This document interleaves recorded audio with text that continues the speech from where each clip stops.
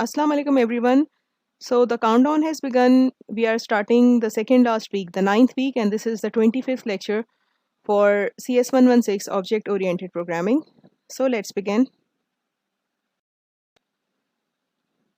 Last week we developed a small but complete application using the object-oriented approach. The main purpose of developing that application was to show you the procedure that should be taken up while developing an application. Like you should divide your project or your application into stages. First, you should think over the design. You should think thoroughly over the design and then come to the coding phase. And then you can think about enhancements. And we also saw that those enhancements should also be done in the object-oriented manner.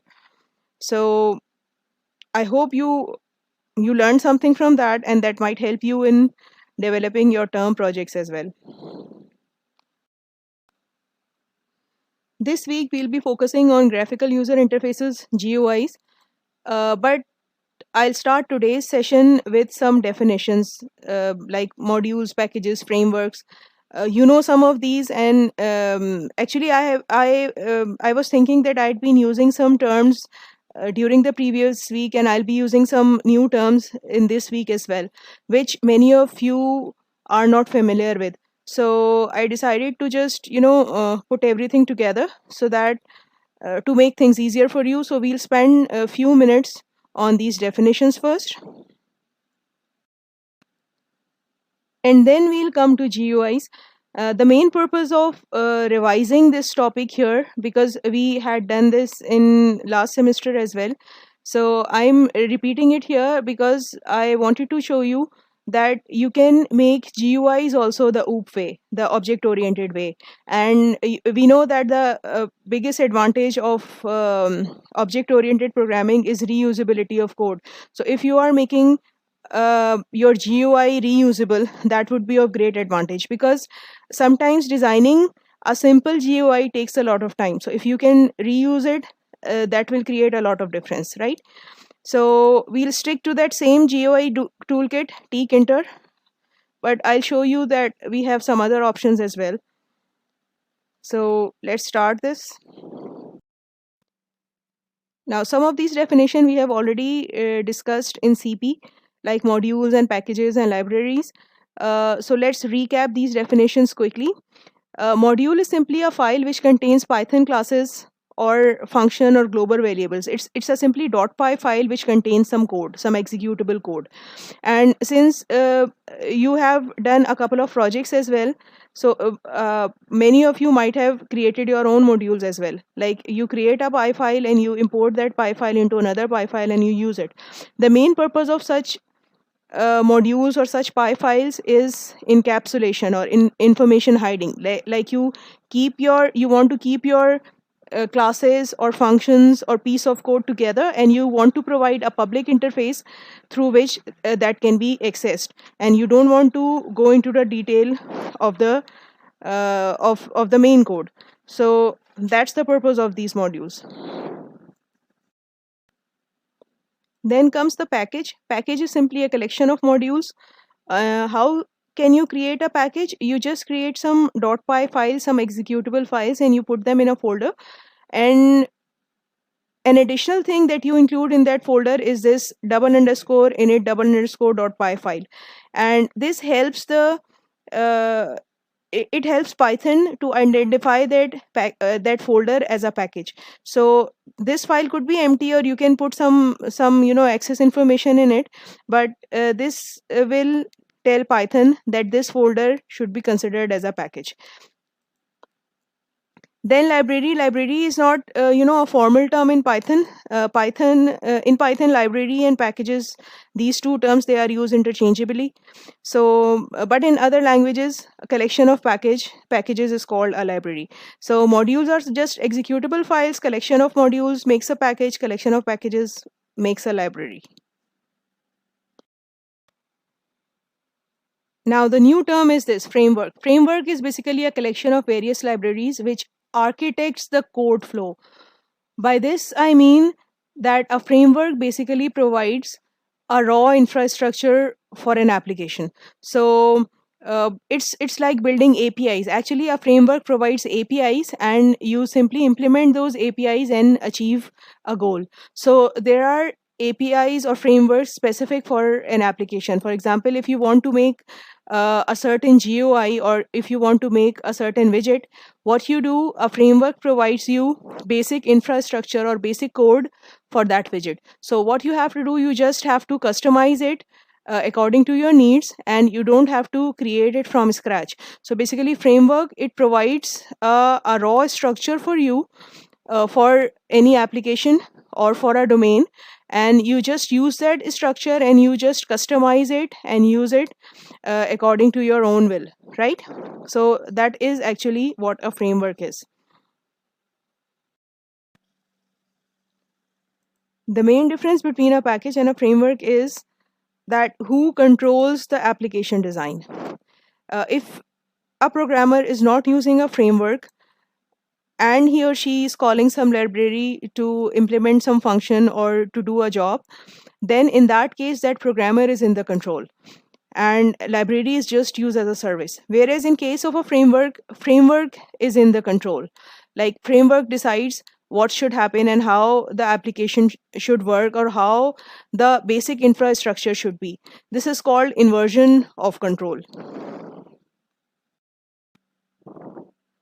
Now, think of it this way. Let's suppose you have an application and that application has holes in it. By holes, I mean that there are places where code has been left out. So, it's about who makes the application and the holes, and who fills in those holes. Now, if a programmer is not using a framework, he or she himself creates the application and creates those holes, or place or decides where those holes should be placed. And the built-in functions or libraries or packages, they are just used to fill in those holes. Like, there are some ready-made pieces of code that can help the user to fill those holes. Whereas in case of framework, framework decides, the main application and the placement of those holes, and the user of that framework just fill in those holes. Like, you put your code in those holes, and you just customize that framework for your own use. But the main structure is already there in that framework. So I hope this explains the difference between a package and a framework well. Now, as an example, let me list some modules, packages, and frameworks that Python offers. We are all familiar with Python's standard library. We know these are some built-in modules and packages that Python offers us, and we can use them without any extra installation. And we have been using them frequently during last semester as well as during this semester. Here are some. We use math very frequently. Random fractions is also there. We used this sys module also last time. And there is an official documentation of Python which you can find here at docs.python.org, and you can find a complete list of packages and even details of these packages over there. Now, since Python is an open source tool, there are a lot of third-party packages also. Like, anybody can create a package, and you can import that package into your program as well. So there are really, really good packages available in Python. In fact, tons of packages available in Python, and you can use them and you can make your life easier. Let me show you a list of some of the very popular packages. The first one is Pillow. Pillow is used for handling images. Like, we had used some images with tkinter last semester, but that was a limited kind of images. Like, we could use, I think, only GIF images. We cannot use JPEG or BMP kind of images. But with Pillow, you can manipulate and import any kind of image in your program, in your Python program. Then matplotlib, it is used for producing two-dimensional plots, and we'll be using this package during this week. Then NumPy is a very popular package. It is used for array processing and even matrix manipulation. SciPy is used for scientific and technical computations. Pandas is a very good package for data manipulation. You can use this package to import Excel file and other data files as well into your Python programs. And then we have this Pygame. Pygame is used for developing game applications. During the last lecture, I told you that pip or pipe is the largest third-party repository for Python packages. And basically, it's a package installer. So you use pip commands to install packages in Python. And if you go to their site, pip.org, you'll find that repository. All those packages that have been produced so far, they are there on this site. And you can install them using pip. And there is another utility or package installer, and it is called Conda. You can use Conda also to install those packages. It also provides its own commands for the purpose. The special thing about Conda is that it can be used with any language, whereas pip is just a specialized installer for Python packages only. Now, here are some examples of Python frameworks. Uh, Most of the Python frameworks, famous Python frameworks, they are for web development. Django, Flask, Bottle, CherryPy, Tornado, these are all Python frameworks for web development, with Django being the most famous. Then for artificial intelligence, it provides other frameworks like TensorFlow, OpenCV. Keras is also a kind of framework, actually not a full-fledged framework, but it is used over TensorFlow and OpenCV. Then we have some GUI frameworks. Tkinter is basically a framework because it provides us layout of widgets, and we just fill in those widgets and we use them or we customize them for our own needs. And then there are some third-party GUI frameworks also: Kiwi, PyQt, WXPython. You can use any of these, and they must be providing some advanced features as compared to Tkinter. But for simplicity, and since it's a built-in package, we'll stick to Tkinter for now, or because we are at beginners level right now in GUI, so we'll stick to Tkinter only. Now, the purpose of telling you all these names of these Python modules and packages and frameworks is not to make you learn all of them. Like, you cannot learn them overnight. You'll learn them with experience. So the main purpose of telling you all this is that you should know the terms at least, so that when you need any of these, you know the direction, you know where to find them. So I myself don't know many of these. I have not used all of them, but the main purpose again is that you should be familiar with the names at least, right? Although it's not like packages and modules, we have been using many, and I'll show you how to use one in during this week as well. But for the remaining things, especially frameworks, you should just know the names. We'll use just one framework, that is Tkinter. Now let's come to GUI's, graphical user interfaces. As I told you that we had covered some of it during last semester as well. So what I'll do, but since we did it really briefly there, so what I'll do here, I'll quickly recap the basics here, right? And then we'll see how we can implement a GUI in an object-oriented way. So a GUI, it consists of basically visual building blocks, and these building blocks, they are called widgets. And there are different types of widgets.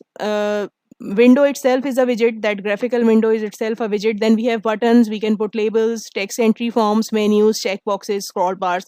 Like, you can make that GUI interactive in different ways.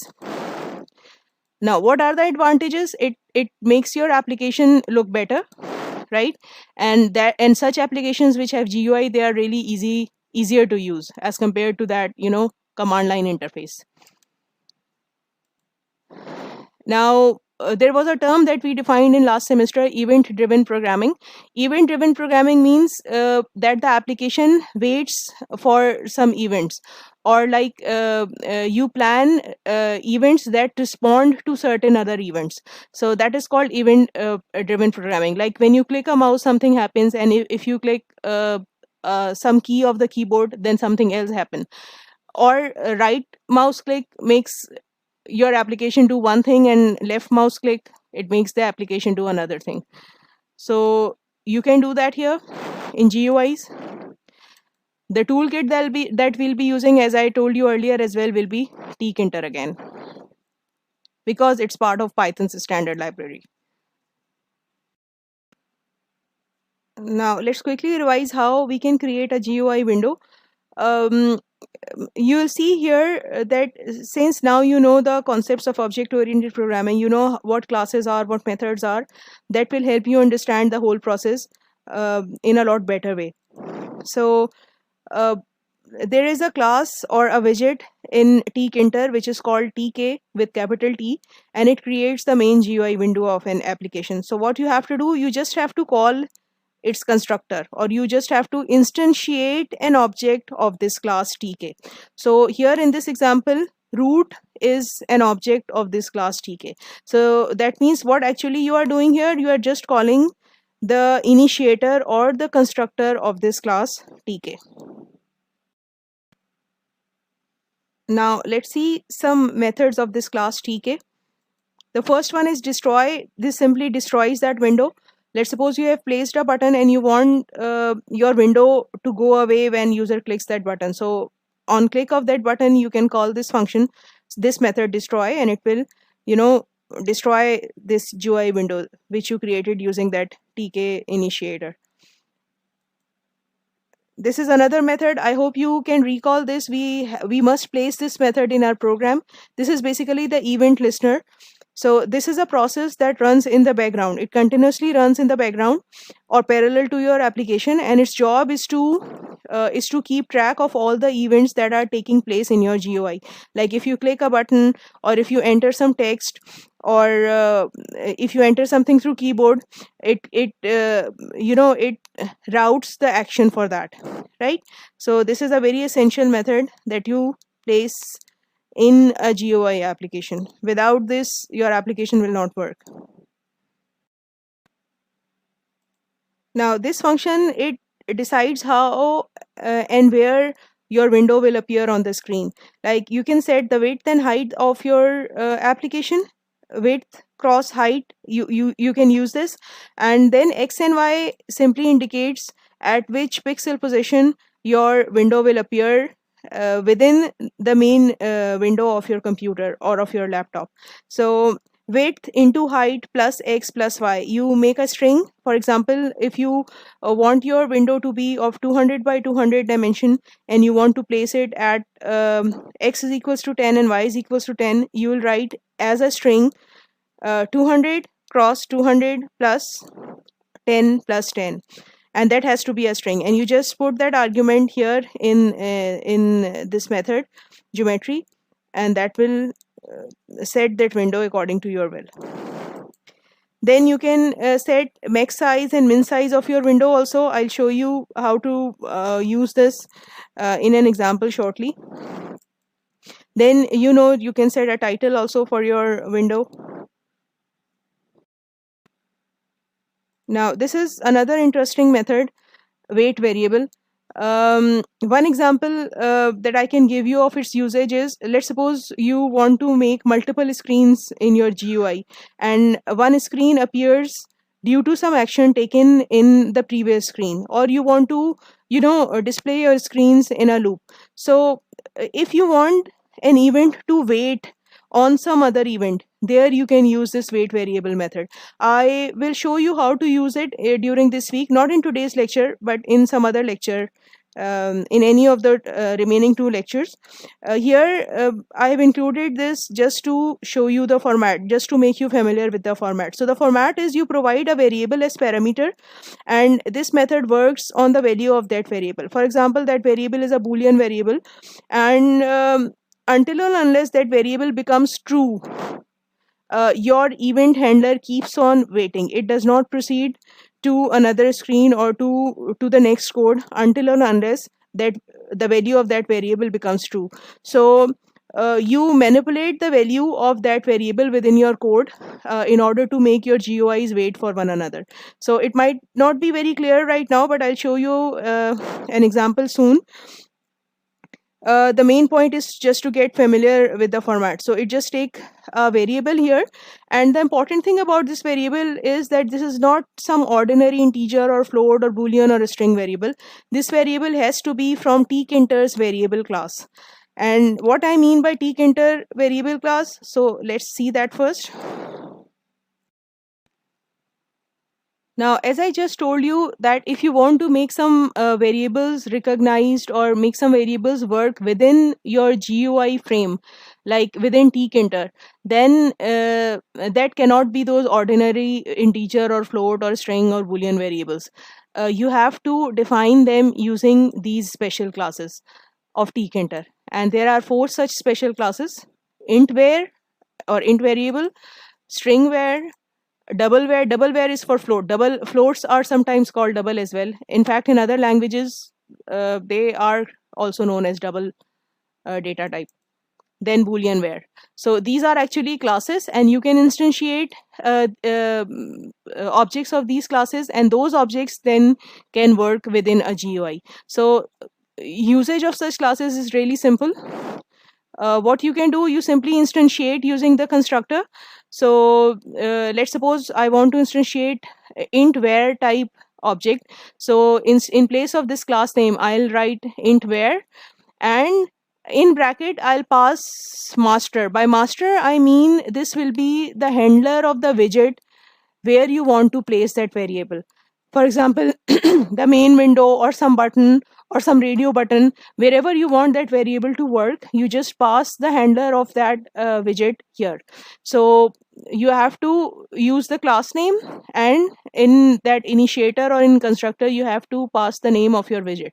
And then it returns you an object that you can associate with any variable name. Here I'm using var as variable name. Then you can this class, it has its own getter and setter methods, which you can use to set value of that variable or read value of that variable. So the usage is really simple. It's just the logic that you have to make, like where to place them, and how to govern the flow of your application. Now, before moving forward, let me talk about a trivial thing. It might be trivial for some of you, but it could be useful for some of you as well. So I just want to tell you what I mean by x and y coordinates, like how they are arranged on a screen. So actually this ordered pair xy, if you are writing two numbers in round brackets, by ordered pair I mean that the first value is always taken as x coordinate and the second one is always taken as y coordinate. So this pair, it represents a pixel on a screen. We know that the pictures and graphics, they are made up of small dots, and these dots, they are called pixels. And when you are talking about resolution of your screen, for example 720 by 1024, that means you are talking about the number of pixels on your screen in x direction and in y direction. So let's see how these directions work. Consider a window of this dimension 400 by 400. That means this screen will have a total of 1600 pixels.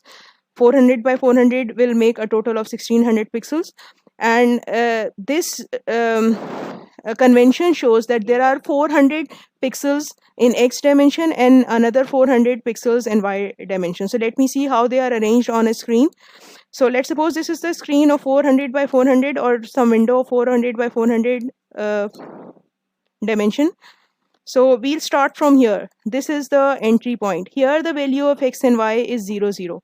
And these x pixels, or the number of x element, it increases like this, right?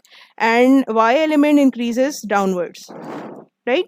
So it's simply like a graph but inverted. Like we are starting from the top left corner, and that is marked as 0, 0, and then we move forward. Whereas in graph we start from bottom right, right? So this is just like an inverted graph. So if I talk about the other corner, the top right corner, this should be 400, 0, because we have reached the max limit of x direction, but we have not started on the y line. So y line is 0 and x is 400. Similarly, the bottom left will be 0 400 because x is 0 here and y has reached its limit, and bottom right is the limit for both x and y. So this is going to be 400 by 400. So just keep this in mind while deciding on values for x and y, right? Now this is also not new, we had done this in last semester as well, so just recap it quickly. We know that we can add any number of widgets to our main GUI window, and the procedure of adding a widget and most of the options, they are common for all widgets. So let's I'll show you all those common options first, and then we can discuss each widget as we need it. So this is a format of defining a widget. You write the widget name. Now all these widgets, they have their own classes, like label has its own class, button has its own class. So you just use that class name here, and within round brackets again you are giving reference to the master, like where you want to place that widget. So when you place one widget into another, the widget that is being placed into another is called the slave widget, and the main widget in which you are placing that widget is called the master widget. So you have to provide a reference to the master widget here. So you will just place that object here, right? And then you can set a number of options to customize the display of your widget. I'll show you some options shortly. So this will return an object of that particular widget type, and you can associate with any widget name. So basically what it does, it instantiate an object of that widget type.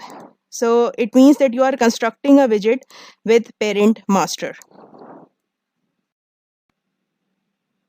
Let's recall the names of some widgets that we had used in last semester. Label, it was used to display text and images. Then frames, we did not use frame last time, but I'll show you how to use it this time. Actually, it is used to organize group of widgets.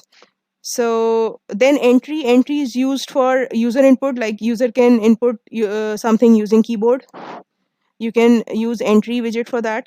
Then you can place a button. I'll show you how to use radio buttons also here. And you know what radio buttons are.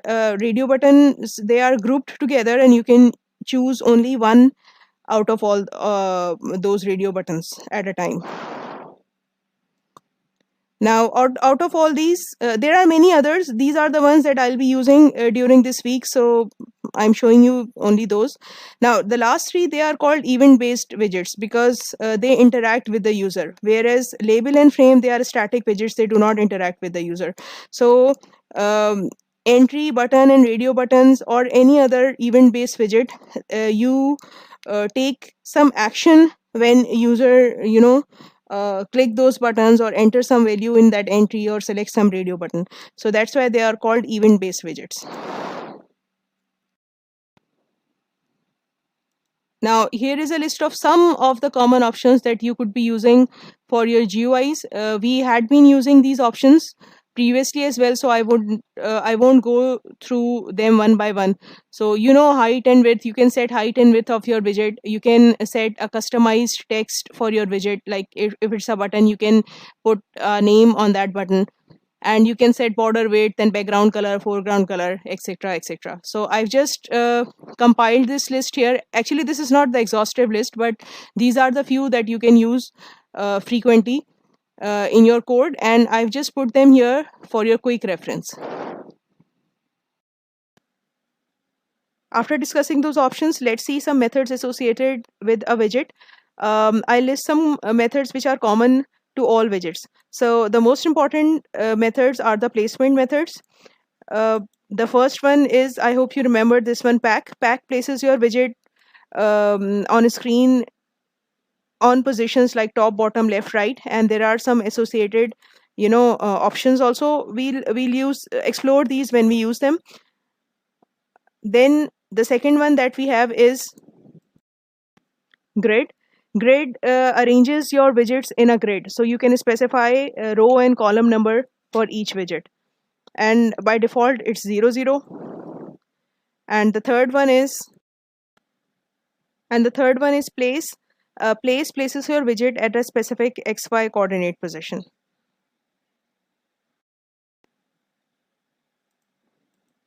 Then this destroy method and wait variable methods, they are also um, available for widgets as well. Now again, this is not the exhaustive list for the methods or the options. These are the ones that we'll be using during this session. Otherwise, if you see it, documentation of tkinter, you'll find a long list of these options and methods. So that was a not so quick recap, but I hope now you are a little comfortable with GUIs again. So now let's see an example.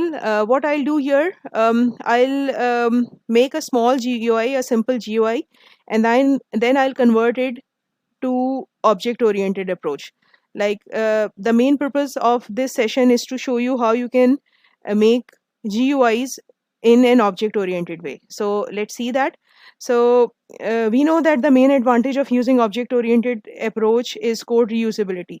So if you are able to make a class out of your GUI or portion of your GUI, then you can use that class again and again in different applications, if the requirement is the same, of course. So the example that I'm going to create is a familiar one. This application will take a value from user as temperature in Celsius, and then our application will convert it into Fahrenheit and will display the result. So it's a simple GUI. Now the first version that I'll be implementing of this example is the procedural one. So let's write the simple code, and then I'll show you how you can convert it into classes. So this is the first import statement. I'm importing only those classes which I'll be using in this application, the main class TK. Then I'll have to put a label. So I'll need a label class, an entry button for user input, and then another button for action. So these are the 4 classes that I'm importing. Okay, this is I'm calling constructor of TK. This will create the main window and it will return associated object which I am assigning to root. So root contains now points to the main window or contains information about my main window. Now here I'm setting size of that window. Minimum size, like this is the size when the window first appears, and if you resize it or enlarges it using that square button at top right, then this max size will appear. You can test these by yourself. I'll just show you an static output. This is really easy to test. And then I'm assigning this title to my window. Now here, first of all, I'm placing a label. Label is used for displaying text. So I'm displaying this text to the user that enter temperature in Celsius. And after, actually, I'm not setting any other options. You can set as many as you like. So I'm sticking to the default ones. I'm just setting the text. And you see, I have associated this label to root because, I have set root at the place of master.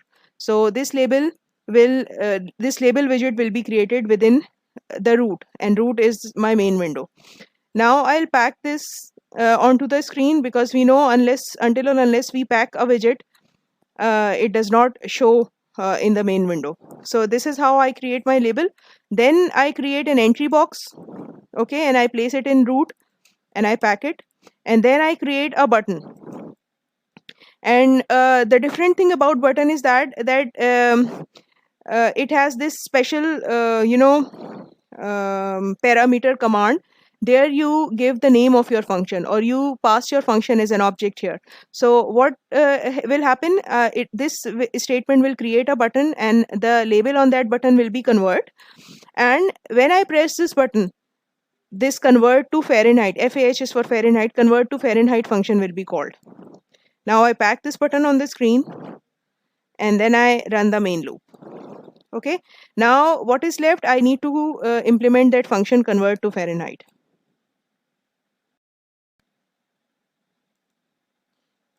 Now this function is a very simple function. I'm just calculating the answer. Now you see, user entered the value in that entry widget which was called E1. So I'll use this method E1.get to obtain that value. and I'm typecasting it to integer, and then I'm simply putting it into the formula, and I'm obtaining this answer. Now I need to display this answer on that same um, window, GUI window. So for that I can create another label, and on this label, see, I'm converting my answer into a string, and I'm simply displaying it on that label, and then I need to pack that label. So that's all. So when you run this program, something like this will appear at the output, right? So this is the GUI that we have created. It contains the main window, the TK window, and then it has a label, and then it has an entry widget, then a button called convert, and then another label through which we have displayed the answer, right? And then you can run it, and you can see that how it resizes, and you can try out other options as well. So the code is there in the associated code file. Now, the second version that I'm implementing here is the basic object-oriented version. Here, what I'll do, I'll simply create a class, and I'll place all that code in that class. So let's see what changes we have to make here. So this is the import statement, the same import statement. Now I have defined a class, and my class is called temperature converter or temp converter. Inside this class, I'm defining this constructor, and I'm doing everything within this constructor. So I'm defining this main window. Now the problem here is that this root, it has to be an instance variable because it will be used across different methods. So I cannot make it local to this init method. I have to make it an instance variable. So this presence of this self dot operator, this shows that root is an instance variable. So TK will create a window, and it will assign its handler to this instance variable root. Now that means you just have to replace root by self.root everywhere. That's it. So here I am calling those functions using self.root handler, and then I am calling this method. Now the difference is that I have now put all those widgets, creation of widgets and placing of those widgets in that main window into this method create converter, and then I'm calling this main loop. So this is my constructor or initiator, or you could have put a whole code here as well, but I have tried to make it a little more organized. Now come to the create converter method. The remaining code I'm putting here, I'm creating the label the same way, just the difference is that I have replaced root with self.root.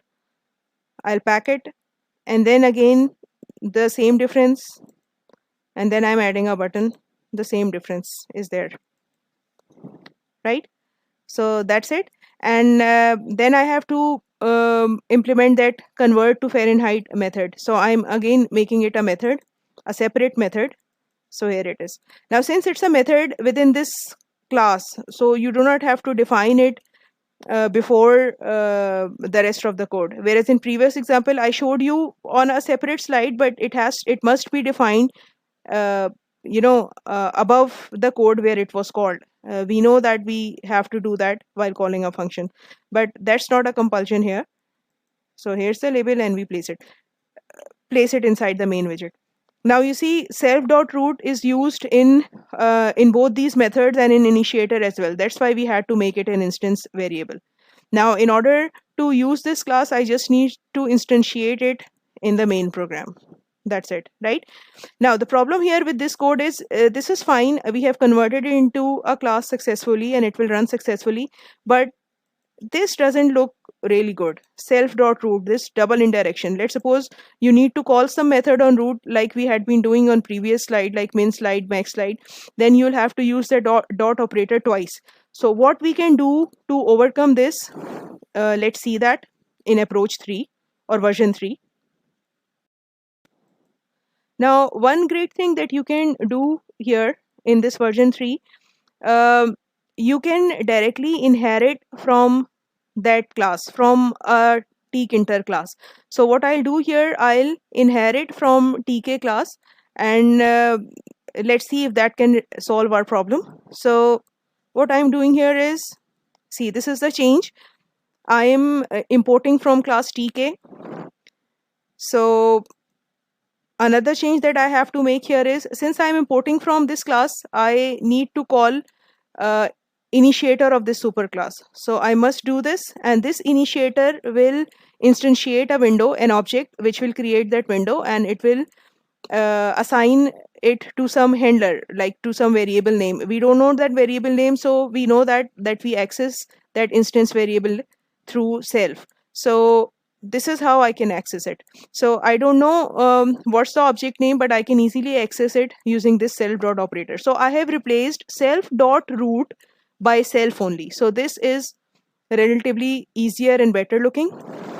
That's the last change that I have made. Everywhere where I was using self dot root, now I am using only self dot. Remaining code stays the same.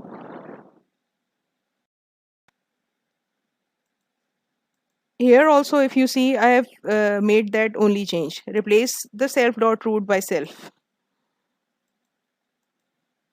Okay, so there is no other change. So see, this is a lot better approach as compared to version 2. Now, one more change that we can make here is that I can convert this create converter method into a separate class. Like instead of putting everything in a single class, I can make more than one classes out of it as well. So if this approach suits you, that is fine. And if you want to make two separate classes, you can do that too. But since we are running out of time right now, so I'll show that approach to you in the next session.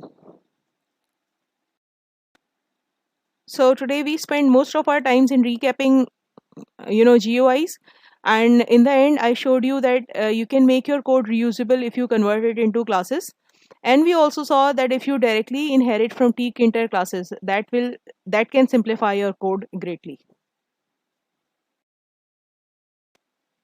Thank you.